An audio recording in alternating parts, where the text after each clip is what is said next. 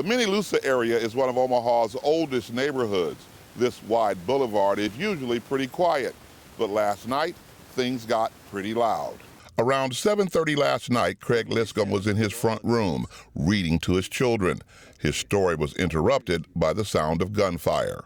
Heard a rapid succession of loud, could be shots or fireworks outside, and went to the door and looked outside, and sure enough, there was a gray or silver car kind of speeding up the wrong way of the street here, and fired a couple more shots and saw the flash of gunfire. A couple of houses down the street, Willie Brogg was looking out his window.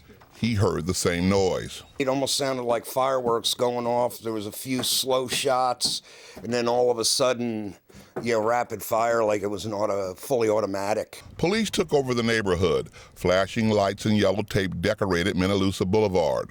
The neighbors say they will fight to make sure this does not become a common sight. It's disappointing, to see that kind of thing kind of spill over into our neighborhood, but I know other neighborhoods in Omaha have gone through similar things, and in Dundee, where there was some crime, and citizens had to be kind of on alert and kind of help drive that out a little bit.